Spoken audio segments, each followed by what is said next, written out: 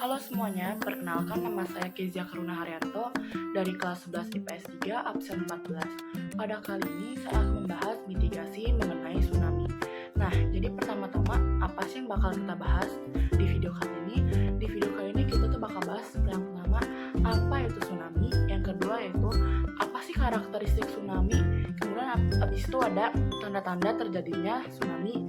Nah, setelah terjadinya tsunami itu bakal ada tujuan mitigasi tsunami. Nah, kemudian dari adanya tujuan itu pasti ada langkah-langkah dong. Maka dari itu kita akan membahas langkah-langkah mitigasi tsunami. Nah, kemudian dalam mitigasi itu diperlukan sesuatu yaitu yang namanya tes mitigasi bencana tsunami. Nah, daripada kelamaan, mari kita mulai dari yang pertama. Nah, jadi lanjut yang ke pertama. Pertama itu apa sih tsunami itu? Jadi tsunami itu adalah rangkaian gelombang laut yang mampu menjalar dengan kecepatan hingga lebih dari 900 km per jam. Nah, penyebab tsunami sendiri itu bisa disebabkan oleh akibat gempa bumi, habis itu tanah longsor, dan masih banyak lagi. Nah, jadi itu dia pengertian tsunami nih. Kalian udah ngerti belum? Nah, setelah kalian ngerti, mari kita lanjut yang kedua ya.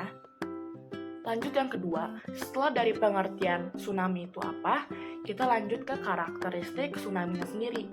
Jadi di sini tuh ada 3 karakteristik tsunami. Yang pertama yaitu tsunami itu memiliki panjang gelombang sekitar 100 sampai 200 km atau bahkan lebih. Jadi itu sangat besar, itu sangat panjang. Nah, yang kedua itu memiliki periode 20 sampai 60 menit. Nah, tsunami itu beda dari gempa bumi ya. Kalau gempa bumi kan cuman kayak beberapa detik doang, bisa hitungan detik.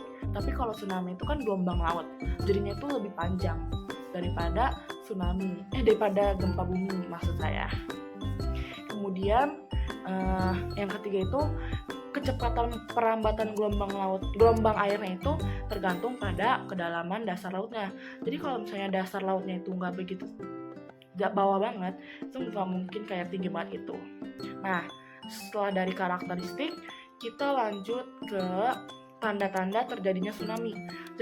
Lanjut yang ketiga yaitu tanda terjadinya tsunami. Jadi pertama itu bakal ada yang terjadinya gempa bumi atau longsoran bawah laut. Yang kedua yaitu surutnya air laut akibat turunnya permukaan laut. Yang ketiga itu munculnya tanda alam yang gak biasa. Kayak misalnya hewan-hewan mulai berlarian. Itu tuh salah satu tanda akan terjadi tsunami. Tapi hal itu diawali dengan adanya gempa bumi terlebih dahulu atau longsoran bawah laut. Kemudian itu ada suara gemuruh yang muncul tiba-tiba dari laut. Kemudian juga aktivitas laut nggak biasa kayak hewan-hewan muncul keluar. Nah, itu tuh tanda-tanda terjadinya tsunami. Nah, lanjut kita ke bagian selanjutnya. Lanjut ke bagian berikutnya itu tujuan mitigasi bencana tsunami. Jadi tujuan mitigasi bencana itu untuk meminimalisir resiko bencana lalu juga sebagai pedoman pemerintah dalam perencanaan pembangunan, kemudian juga meningkatkan kesadaran masyarakat tentang resiko bencana. Nah, jadi mitigasi itu bisa kayak membantu kita untuk kayak mendapatkan pengetahuan untuk mengantisipasi jika bencana itu tuh terjadi. Nah, berikutnya itu di sini kan kita lagi membahas bencana tentang tsunami ya.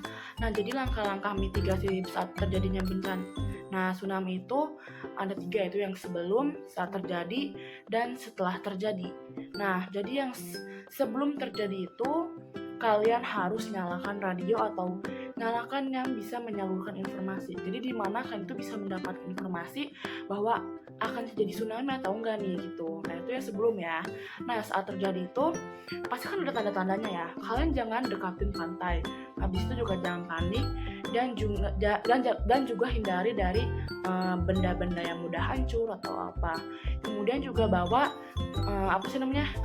tas mitigasi bencana. Nah, ini dia tas mitigasi bencana, nanti akan saya bahas. Kemudian yang setelahnya itu utamakan keselamatan kalian dulu. Jangan keselamatan kayak tas mitigasi bencana itu, karena diri kalian yang lebih penting. Habis itu juga hindari tempat-tempat yang bergenang, karena bisa saja itu berbahaya dan banyak benda-benda tajam. Nah, lanjut kali ini saya akan membahas tentang tas siaga bencana atau tas mitigasi bencana. Jadi apa sih tas siaga bencana sendiri itu?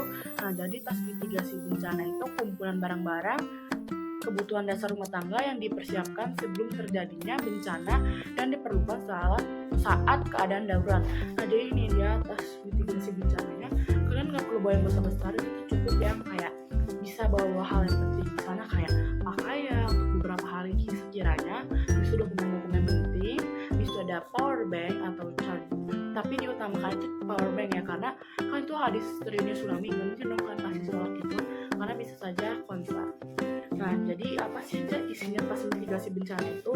Kita bahas sekarang ya. Ini yang pertama itu ada dokumen-dokumen penting.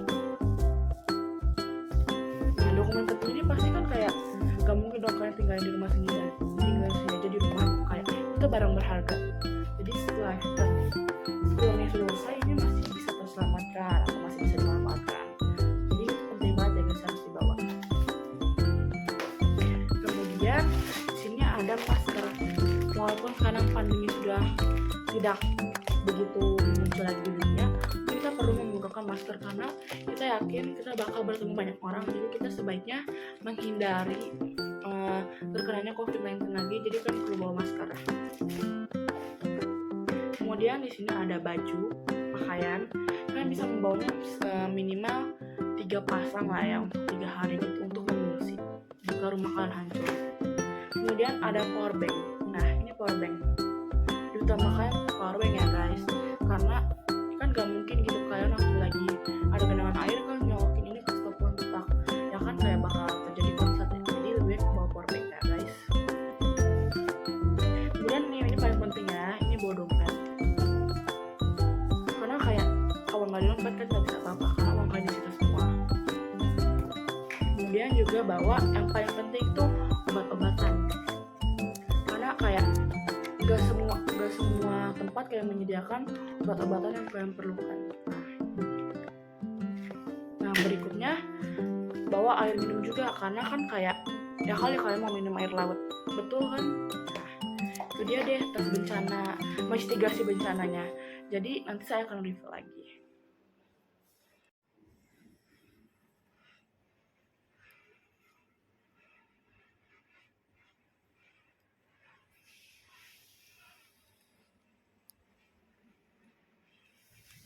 Nah, jadi itu dia deh tas mitigasi bencananya. Nah, kalian harus siapkan ini sekiranya 3 pasang baju untuk jaga-jaga. Nah, sekian video dari saya.